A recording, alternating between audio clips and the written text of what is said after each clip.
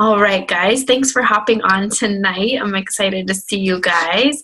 I'm going to be talking about my top 5 tips, what I do to keep my business moving, and kind of how things have progressed to get me to this point. I was just mentioning to Mary Kate that it can seem like you can constantly be adding things into your business, and it can make you spin out of control and make you feel like there's not enough hours in the day to do this, when from day one, we've told you guys that you can do this in an hour a day. And so what I really want to talk about tonight is that that is so true. I've been talking to a lot of coaches one-on-one, and the common thread that I've been hearing is that they're overwhelmed.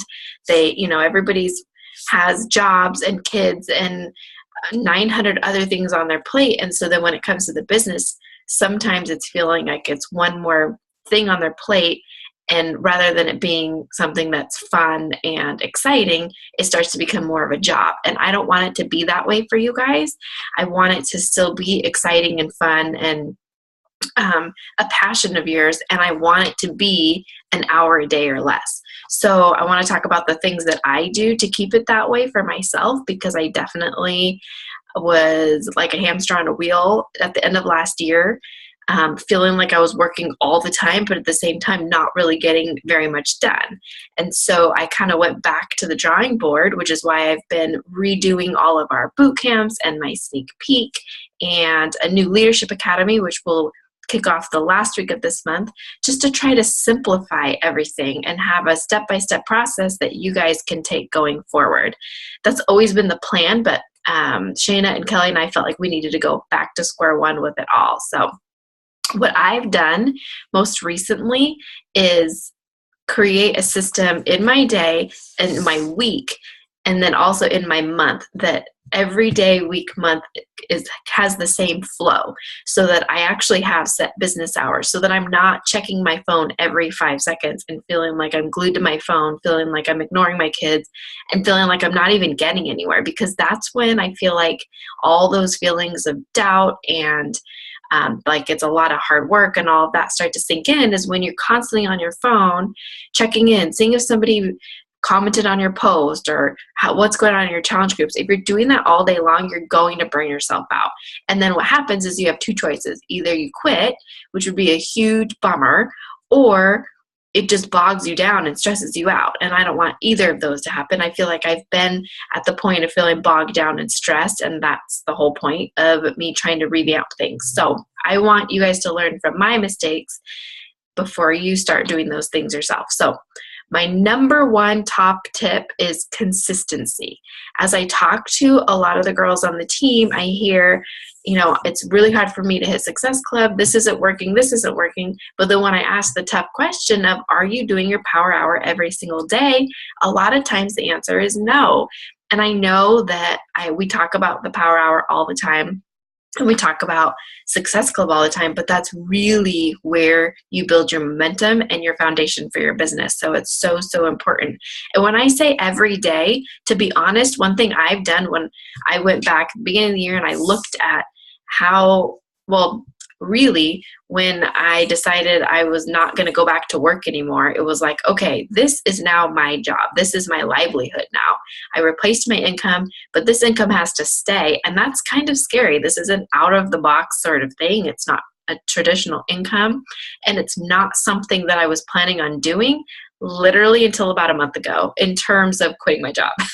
So with that, I had to really look at, how is this going to work in my day-to-day without going crazy? And so I decided I need 2 days off a week where I'm not working all the time. So I decided that Fridays and Saturdays, I'm not going to invite.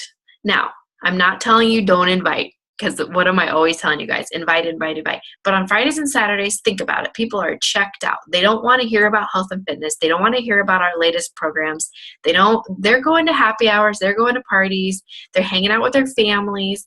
And they don't want to be thinking about what they should be doing in terms of their health and nutrition. I mean, maybe they should be, but anytime I send invites on Fridays and Saturdays, they completely get ignored. So I decided that those are my days that I'm not going to invite. I still add to my network those days and post on social media, and any incoming messages, I'll follow up with them. But other than that, that's all I do in terms of work. And it makes me feel like, okay, I have a little bit of time off, as if this was a real job, regular job. So then Sunday through Thursday, I do my power hour every single day. And it's made it a lot easier for me to plan out when I'm going to do that. I used to get up and do it as much as I could in the morning, and I would kind of feel a little bit frantic, like, oh, I just got to get it done before the kids wake up or before they start asking for things and stuff. And now I go, you know what? I'm not going to do that first thing in the morning. I'm going to make sure I have a post to post on social media between 7 and 8 a.m. And then I'm going to wait. And all I do throughout my day now is make sure I'm posting on social media.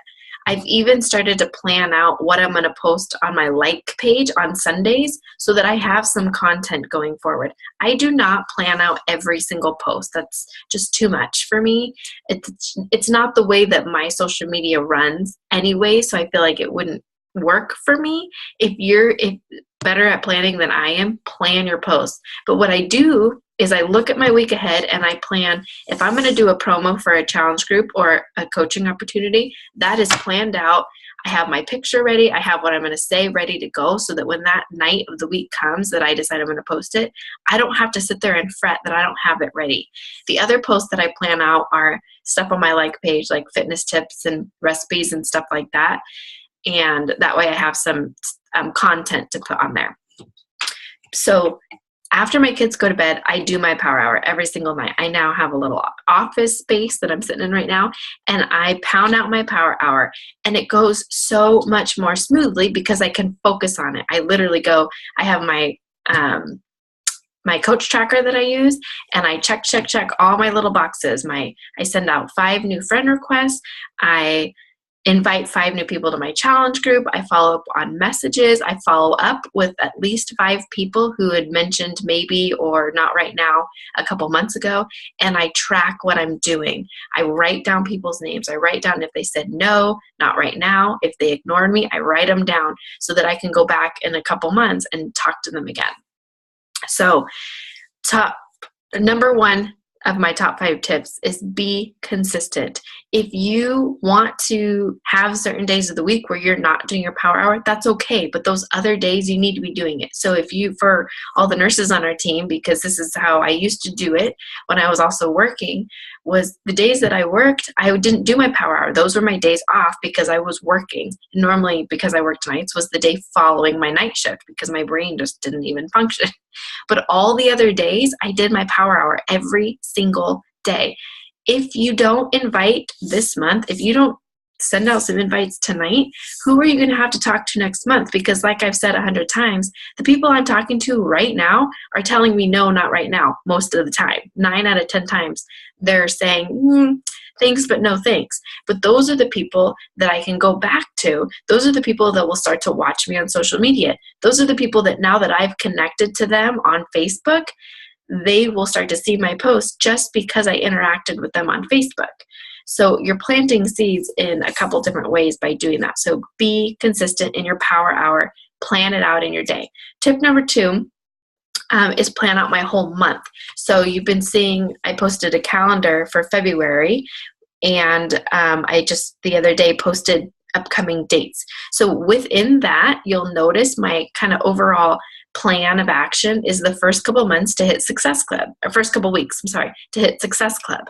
So I always focus on Success Club in the first couple weeks with a plan to run a challenge group starting the 3rd week of the month so that I don't have to worry about Success Club at the end of the month. And then that sets up a nice little group of new people that you can talk to about coaching at the end of the month, while you're also reaching out to new people about the coaching opportunity, talking about our upcoming sneak peek, and kind of switching gears to recruiting. Now, I've talked a lot about recruiting lately, so I'm not going to go on my rant about that, but it's so, so important. What I will say is another piece of feedback that I've been getting a lot about in terms of recruiting is, and just in terms of inviting outside of a promo post in general, is that it's scary. I know that it's scary, but if I relied on just my posts on Facebook to hit Success Club and recruit to my team, I wouldn't be hitting Success Club and I wouldn't be recruiting 4 to 5 coaches a month. It just wouldn't be happening. The place where I am getting people to join my challenge groups and join our team is from direct messaging people. People want to be asked. Don't think about it like you're bugging them. If what you're saying you think is bugging them, then maybe you just think about how you're saying it rather than just the fact that you're reaching out to somebody. Because I 100% from the depths of my core can say I am so, so grateful that my coach invited me to my first challenge group. And I think you guys feel the same way. So if you think about it that way, then it's not so like, ooh, I'm bugging them. Tip number 3, show up to your challenge groups. Now, I have not always been the best at doing this, but it's something that I constantly try to strive for a lot of different reasons. Challenge groups is the meat and potatoes of what we do. You are trying to help people get results in these groups. You've asked them to purchase something from you, and now it's your job to see it through with them, alongside them. So add value, show up, post your sweaty selfie in there every single day. That is where most of your coaches are going to come from. We've talked about this a bunch of times too. Shane and I were just discussing the other morning in terms of going back to the basics on things. One of the very first calls I ever listened to and totally stuck with me in how I've worked my business from then till now was a call by Kelly where she talked about turning challengers into coaches. I'm sure a lot of you have even heard that call, but it's so true, and it's what she's done and it's what I do, and it works because if you add value in your challenge groups and then you check in with them within a couple weeks of the group and just inspire them, lift them up, tell them they're doing awesome, ask them where they're at. If they're quiet in the group and you just say, hey, I haven't heard from you, how's it going? Then you have an opportunity to plant the seed about coaching, whether they've been super vocal in the group or super quiet. Either way, you can start a conversation about it there. And again, just like with my promo post, that doesn't mean that those people always go, sure, Andy, I'll join your team right now. Most of the time, that's not how it goes at all. But you've planted a seed. You're giving them that glimpse into what you do as a coach because they're already in your group seeing what you do every day. Now you've put it on their plate that, hey, you could do this too. And so they're going to think about it. They're a lot more likely to come back and possibly join you later. And it gives you an opportunity to bring it up with them again later without it seeming way out in left field. Our tip number 4 is work through a program from start to finish. Anytime I've felt like my business just was not really, just kind of slacking, I realized part of what was not working so well was the fact that I wasn't doing a program. As Beachbody coaches, we're always doing something. And now with Beachbody On Demand, it's easy to dabble in this and dabble in that. And I'm just going to do on-demand workouts randomly here and there. And that's all great. I'm not saying don't dabble and don't switch it up. But when I commit, I'm going to do this program starting this day, and that's what I talk about on my social media, and I get people in there. Even if I end up selling, this is really what happens in my world. Like right now, I'm starting 22-minute hardcore. I've sold 1 hardcore challenge pack to a guy who said, don't ask me to be in your Facebook group. But you know what? I'm in the 22-minute hardcore group with all you lovely ladies in there. I'm loving it. And in my other groups, it's all 21-day fixers because we know that's what everybody wants. And that's okay because I can show up in their group, talk about this other workout, expose them to another idea of what they could do post 21-day fix. And it's all good. But the fact that they're working on a program from day 1 to 21 and I'm working on a program starting at day 1 also, it works. And I think that creates more hype around what we do and more excitement because even though you're not doing the same program, you're still in it with them. I always say, stay in the trenches with your challengers. I mean, it's easy for me right now because I got weight to lose. But even if and when I get to my goal, I'm still going to stay in the trenches with my challengers because that is what we should do as coaches. So that is my tip number 4. Work a program from start to finish. And tip number 5, follow up, but don't chase people. So there is always gold in the follow-up, right? Just like I said, I don't send out an invite, hey, you want to join my challenge group, and boom, challenge group sold. That is so rare, probably 1 out of 10 times. But I send out those invites anyways, and I get a lot of no's. I get a lot of just ignored or not right nows or whatever. Write those names down, and then the next month or the 2 months after that or whatever, whenever I decide, depending on how the conversation went, to go back to them, at least you're opening up the conversation again. And a lot of times then they're like, oh yeah, I have seen, you're actually getting results, or now I've been watching you, it does sound legit, or whatever it is. But if after the second follow-up, so I talk to them, and if they say not right now, and then I talk to them again and they say not right now again, then I leave it. I'm not going to chase them. You can still interact with them on Facebook. If you think that it's somebody that could really benefit from what you have to offer, continue to talk to them about things other than Beachbody, so that they see your promo post, so that they see that you're in this for the long haul, and this isn't just I'm just doing this for the next couple months type of thing. And down the road, they may decide that it's their time, because this has to be, especially when it comes to weight loss, in my opinion, or getting fit or changing your lifestyle, no matter what that means for you, it has to be the right time for you, right? So you have to think about that for other people. It might just be not the right time for them, whether that's a financial reason or just, mentally. So don't chase them. Do a follow-up. And depending on how the conversation goes, if that's it, then just leave it. But keep track of those people so that you can continue to talk to them and build that relationship with them. And that might be more of what they need to join you down the road. The reason I say don't chase is for a couple things, but I'm more alluding to don't chase people when it comes to the business. Anybody I feel like I have tried so hard to join the team, and then they do, if their heart's not in it, it's not going to go anywhere for them. And then it's a big bummer for you and them, because you've gotten excited that they've jumped on board after however many months of talking them up and really wanting them to do this with you. But if they don't really want to do it with you, and it took them that long to sign up, then more times than not, it's not going to work out for them. If you're having to chase them, you can't do the business for them. You can only do your own business. So that's why I say don't chase people. Follow up with people, talk to them, continue to share how much you love this and how much it's helped you, and then let them make their decision on it. So those are my top 5 tips for tonight that I wanted to talk about. I was wondering if you guys have any questions or anything that you've been struggling with, or concerns, or anything that you guys want to chat about. I have a question about your power hour. I know that when we did the live one with Kelly, I guess that was like a month or so ago, it wasn't quite broken down into the 20-20-20 that I had originally kind of heard. Uh-huh. So I was wondering what you do for yours.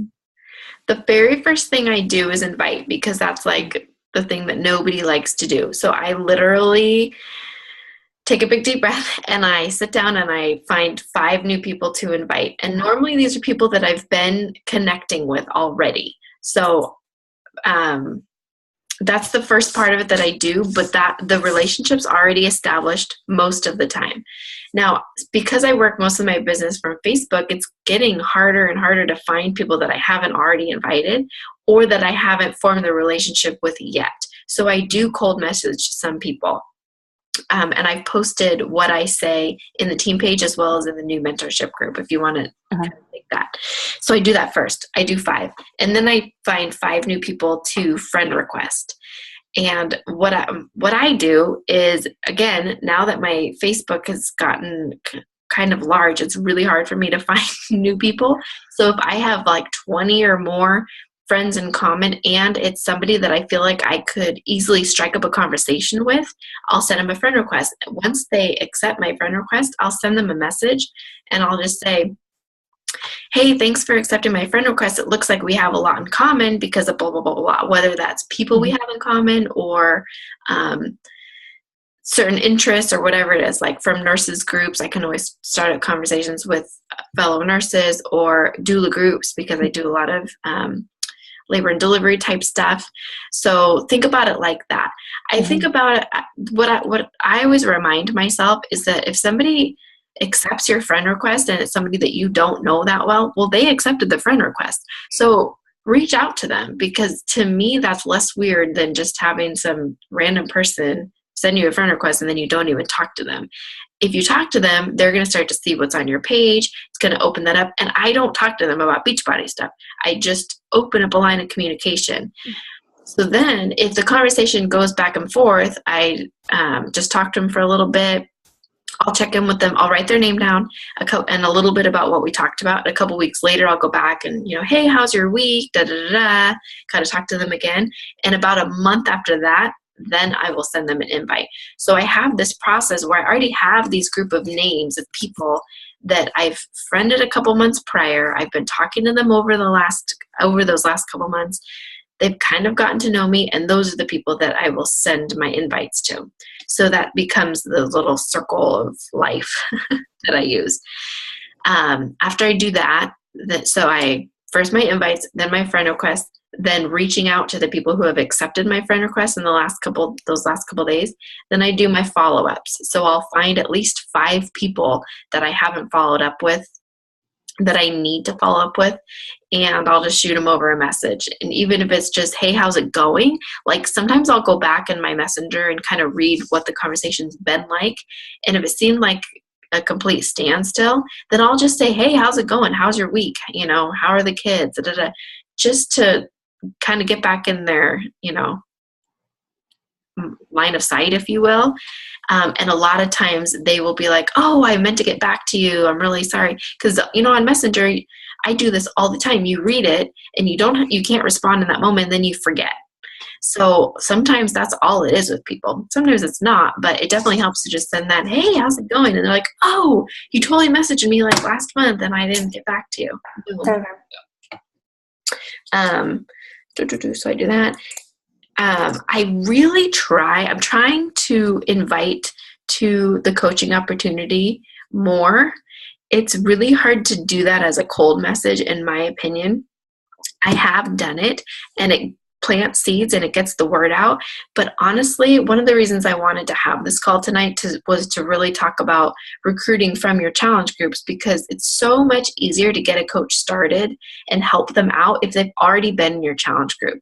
So this whole theme of bringing it back to the basics and not overcomplicating things, add value to your challenge groups. Hit Success Club every month. That gives you a pool of people that could possibly be amazing coaches, and then recruit from there. Now, I'm not saying don't try to recruit outside of your challenge groups. I'm just saying that seems to be the easiest way, and in my opinion, the best way to do it, because they already have a little glimpse into what we do. They already get it. They already know what a challenge pack is. They already like Shakeology, I hope, or they're not going to sign up anyways. You know what I mean? It kind of just bridges that gap already.